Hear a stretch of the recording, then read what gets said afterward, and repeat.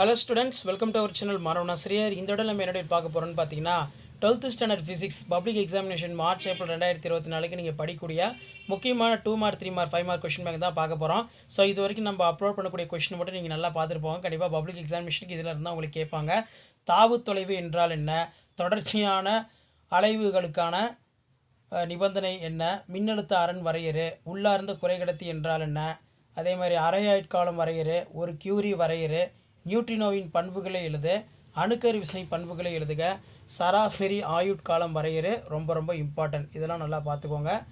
அதே மாதிரி பார்த்திங்கன்னா அணு நிறை அலகு வரையறு, கிளர்வு ஆற்றல் மற்றும் அயனியாக்க ஆற்றல் என்றால் என்ன, நிறுத்து மின்னழுத்தம் வரையறு, ஒளிமண் விளைவு என்றால் என்ன, பரப்பு அரண் வரையறு, ஒளி மின்கலம் என்றால் என்ன, ஒளி மின்கலத்தின் வகைகளை குறிப்பிட, பயன் தொடக்க அதிர்வெண் வரையறு, பிராணல் தொலைவு என்றால் என்ன, தெளிவான மற்றும் அகலமான குறுக்கீட்டு வரிகளை பெறுவதற்கான நிபந்தனைகள் யாவை, இரட்டை ஒளிவிலகல் என்றால் என்ன, ஓரச்சு மற்றும் ஈரச்சி படிகங்கள் என்றால் என்ன, ஓரியல் மூலங்கள் என்றால் என்ன, முழு வகை ஒளிப்பிற்கான 2 நிபந்தனைகள், ராலே சிதறல் விதியினை கூறு, வானம் ஏன் நீல நிறமாக காட்சியளிக்கிறது, சூரிய விதகம் மற்றும் மறைவின் மீது வானம் ஏன் சிவப்பாக தெரிகிறது, அதே மாதிரி ஒளிப்பாதை என்றால் என்ன, மின்காந்த அலைகள் ஏன் எந்திர அலைகள் அல்ல, அதே மாதிரி அகச்சிவப்பு கதிர்கள், மைக்ரோ அலைகள் மற்றும் புற ஊதா கதிர்கள் இவற்றின் பயன்களை கூறு, லென்ஸ் விதி ரொம்ப ரொம்ப இம்பார்ட்டன்ட், நல்லா பார்த்துக்கோங்க, மின்காந்த தூண்டலின் பாரடே விதியினை கூறு, தூண்டப்பட்ட மின்னியக்கு விசையினை உருவாக்கும் முறைகளை கூறு, கியூ காரணி வரைகிற,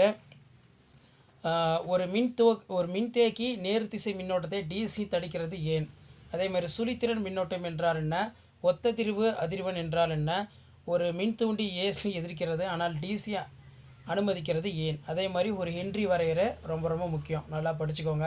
ஸோ லாஸ்ட் மினிட் பார்த்தீங்கன்னா நீங்கள் பப்ளிக் எக்ஸாமினேஷன் ப்ரிப்பேர் ஆகிறதுக்கு கண்டிப்பாக இந்த கொஷின் உங்களுக்கு ரொம்ப யூஸ்ஃபுல்லாக இருக்கும்.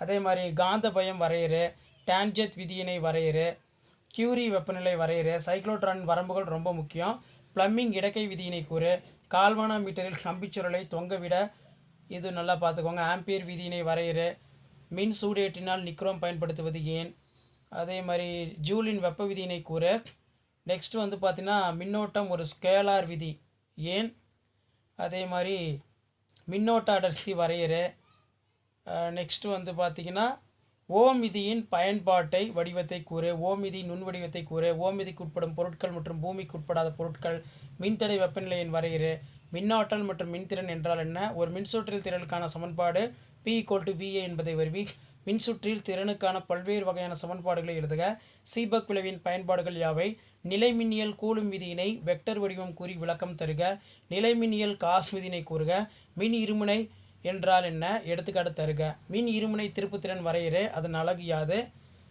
சம மின்னழுத்த பரப்பு வரையறு, இடியுடன் கூடிய மின்னலின் போது திறந்த வெளியிலோ மரத்தடியிலோ நிற்பதை காட்டிலும் பேருந்தில் நிற்பது பாதுகாப்பது ஏன், மின்தேக்கியின் மின்தேக்கு திறன் வரையறு, மின்பாய்மம், நிலைமின் தடுப்புரை, கூலும் விசை, ஈர்ப்பியல் விசை, நிலைமின் அழுத்தம் வரையறு, மின்னழுத்த வேறுபாடு வரையறு. ஸோ இதெல்லாம் நல்லா பார்த்துக்கோங்க.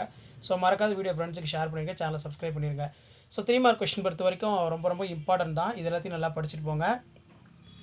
ரேடாரின் பயன்களை எழுதுக, ஒளி இழை தகவல் தொடர்பின் நன்மைகள் மற்றும் குறைபாடுகள், கேத்தேடு கதிர்களின் பண்புகள் யாவை, நியூட்ரான்களின் பண்புகள் யாவை, ஒளி மின்கலத்தின் பயன்பாடுகள் யாவை, போட்டானின் சிறப்பியல்புகள் யாவை, எலக்ட்ரானின் டீப்ராபிலே அலைநிலையத்திற்கான சமன்பாட்டை தருவி, அதே மாதிரி ப்ரூஸ்டர் விதியினை கூறு ரொம்ப முக்கியம், அதே மாதிரி பிரான்ஸ் விளிம்பு விளைவினை வேறுபடுத்துக, மின்காந்த அலையின் பண்புகளை எழுதுக, மின்மாற்றியில் ஏற்படும் பல்வேறு திறன் இழப்புகளை விளக்குக, ஒரு சுருளில் உள்ளடங்கிய பரப்பை மாற்றுவது மின் விசையினை எவ்வாறு தூண்டலாம், இது ரொம்ப முக்கியம், அதே மாதிரி கால்வானா மீட்டர் ஒன்றை அம்மீட்டராக மாற்றும் முறையினை விவரிக்கவும், கால்வானா மீட்டர் ஒன்றை வோல்ட் மீட்டராக மாற்றும் முறையினை விவரிக்கவும், பாரா காந்த பொருளின் பண்புகள், டயா காந்த பண்புகளின் பொறுப்புகள், காந்தப்புல கோடுகளின் பண்புகள், அதேமாதிரி மின்புல கோடுகளின் பண்புகள், கூலும் விசை மற்றும் இயற்பியல் விசை வேறுபடுத்துக, மின்தேக்கியின் பயன்கள் மற்றும் வரம்புகள் ஆகியவற்றை விளக்குக,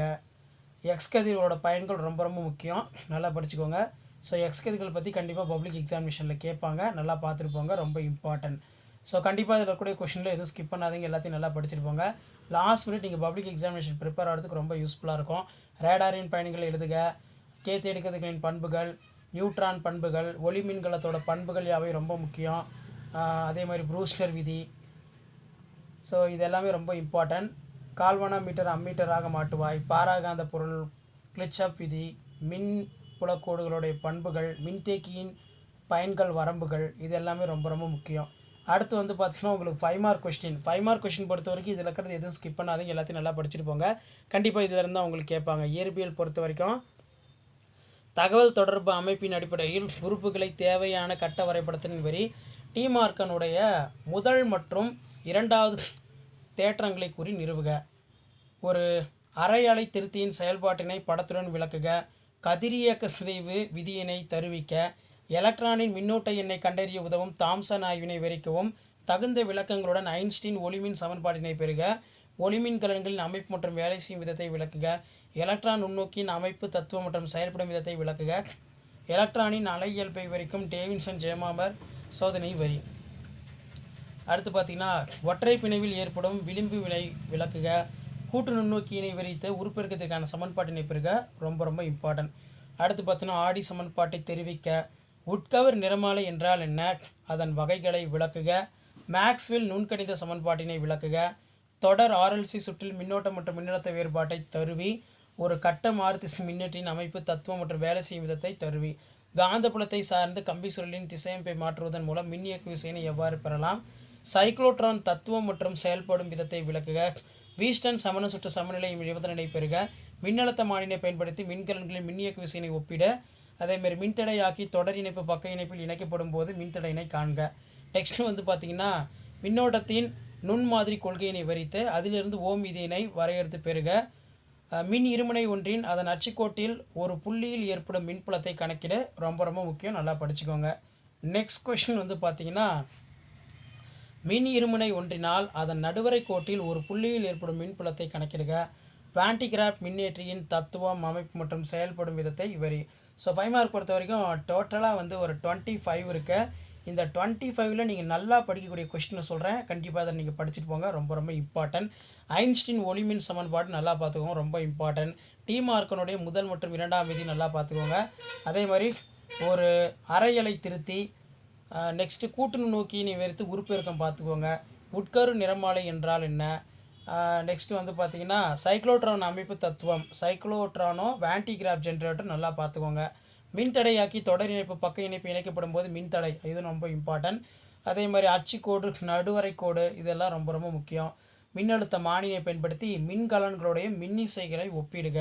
வீஸ்டன் பிரிட்ஜ், இது எல்லாமே ரொம்ப ரொம்ப இம்பார்ட்டன்ட்.